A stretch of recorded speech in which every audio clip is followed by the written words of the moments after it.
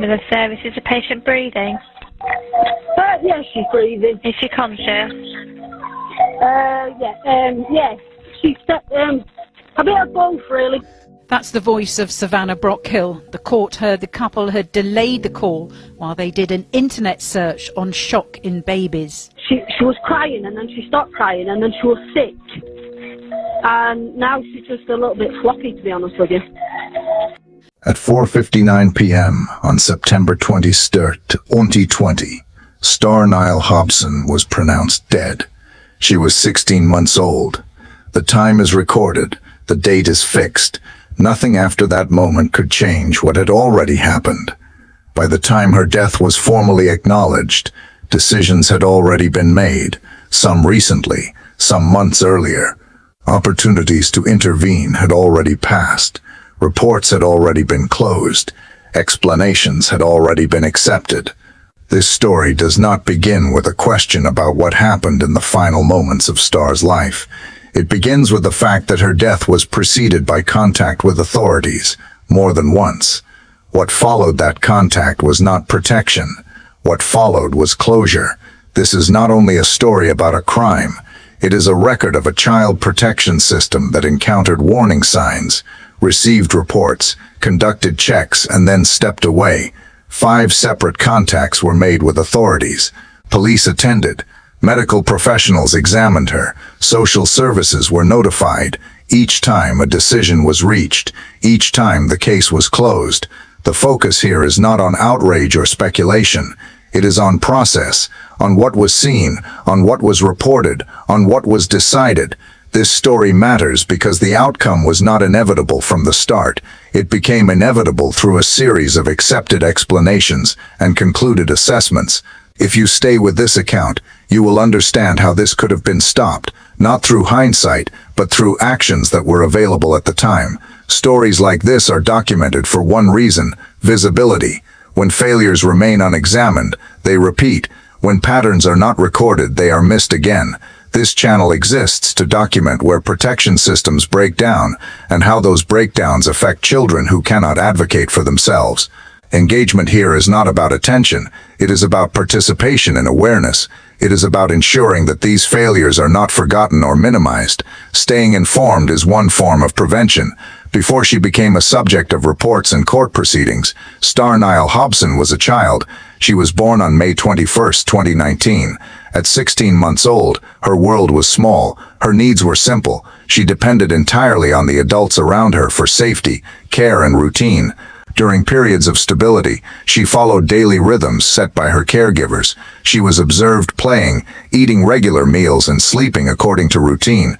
People who cared for her during those times described her presence as part of ordinary family life. She was not a case number. She was a toddler learning the shape of the world through consistency and care.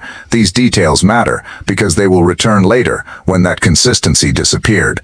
At the beginning of 2020, Star spent approximately 10 weeks living with her great-grandparents, David Fawcett and Anita Smith. This period is significant because it represents a baseline, what safety looked like in her life.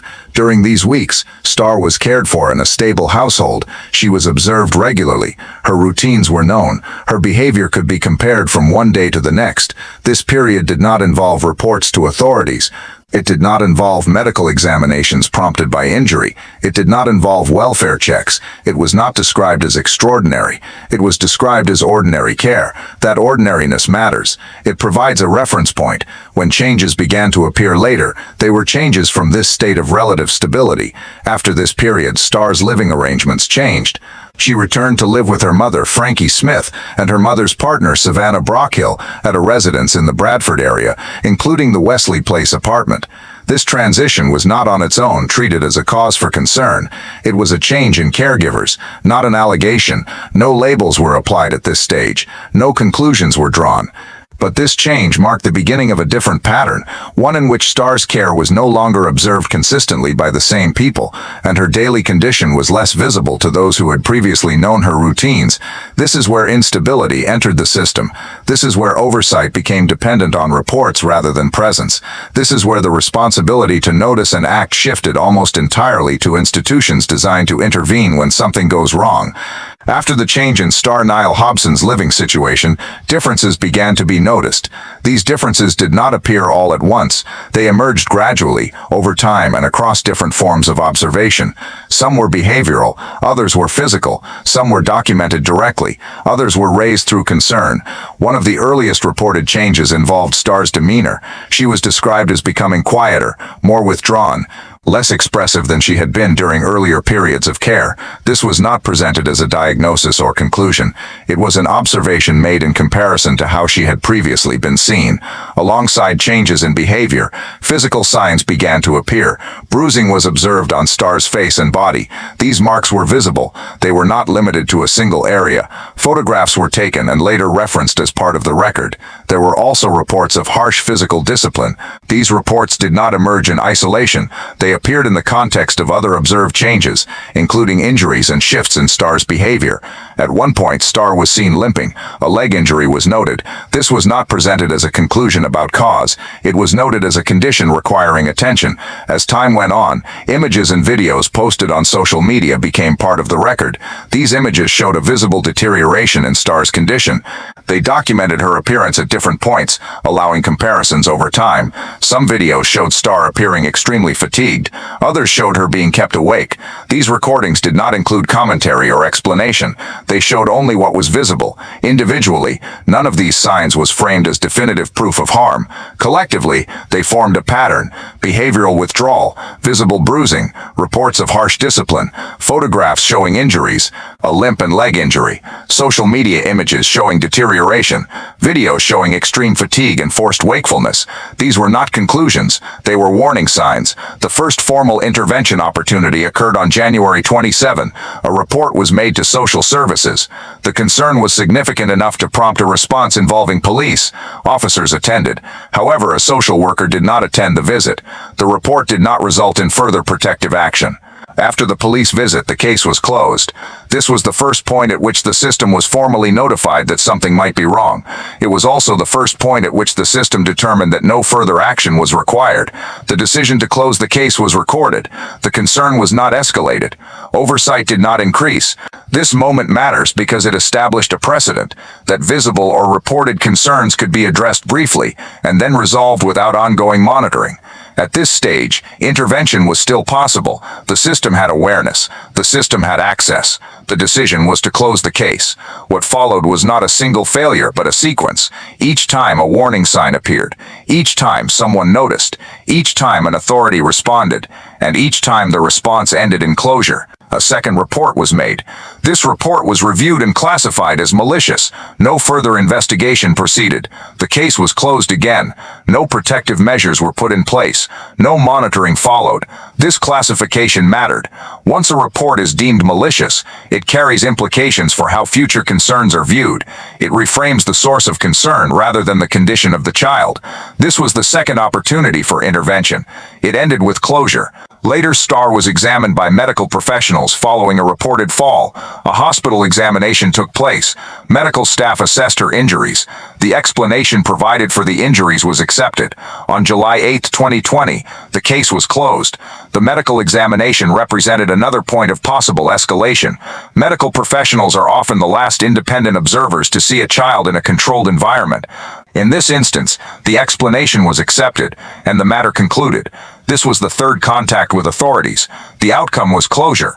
On September 2023, a social media post prompted a welfare check. The images raised sufficient concern to trigger action. The following day, on September 3, 2020, an unscheduled visit took place. During this visit, the home was found to be clean. The explanation provided by the caregivers was accepted. No protective action followed. On September 7, 2020, the case was closed again. This was the fourth time authorities had been alerted. The fourth time a response was initiated. The fourth time the conclusion was that no further action was required. At this point, the pattern was established. Warning sign, response, acceptance of explanation, closure. By early September 2020, authorities had been contacted 4 times. Each contact involved a different entry point: police, social services, medical professionals. Each time, the system reached the same endpoint. No protective action was taken before Starr's death. The consequences of these decisions were cumulative. Each closure reduced the likelihood of escalation. Each accepted explanation narrowed the window for intervention. Hope diminished not because nothing was seen, but because what was seen was repeatedly deemed insufficient to act upon. In the midst of reports, visits, and case closures, there were people who remembered Starr simply as a child. Family members who had cared for her earlier recalled her routines, her presence in the household, the ordinary nature of caring for a toddler. They remembered a child who was visible every day, eating, sleeping, moving through familiar spaces. These memories are quiet. They are not dramatic. They do not include conclusions or accusations. They exist in contrast to what came later. For those who had known Starr during periods of stability, the changes were noticeable precisely because they had known her before.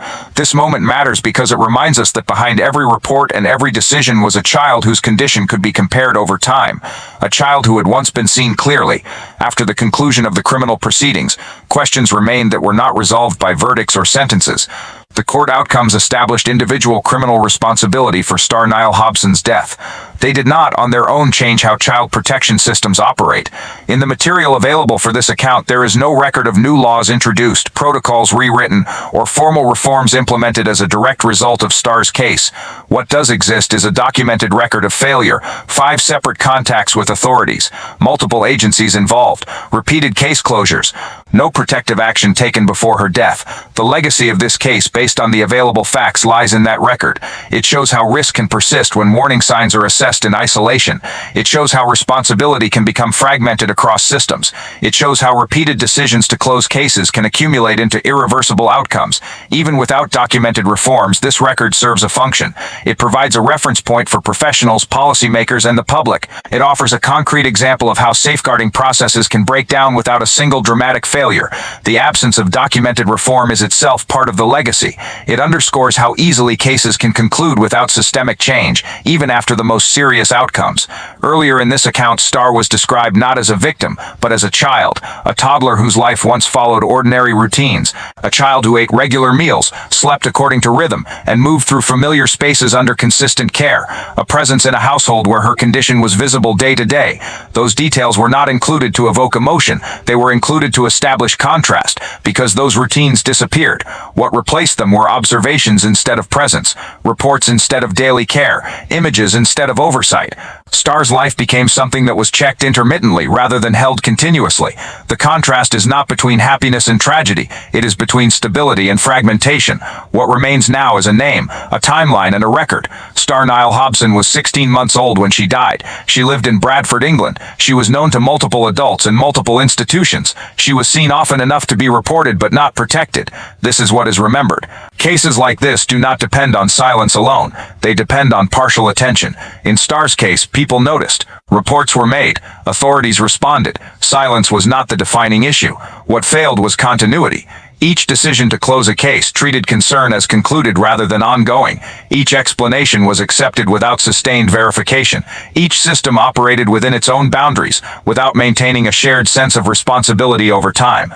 Awareness matters, but awareness alone is not enough. Intervention requires follow-through. Protection requires persistence. Safeguarding depends not on a single correct decision, but on the refusal to reset risk to zero when warning signs recur. This is not an accusation. It is an observation drawn directly from the record. The harm did not occur because no one cared. It occurred because care was episodic. This channel documents cases like Starr Niall Hobson's so that they remain visible. Subscribing is a way to stay informed about how child protection systems function and how they fail. Sharing these stories is a way to extend awareness beyond a single viewing. Comments are not for speculation. They are for record-keeping, reflection, and collective attention. These stories do not ask for outrage. They ask for understanding, because understanding is what makes intervention possible before outcomes become irreversible.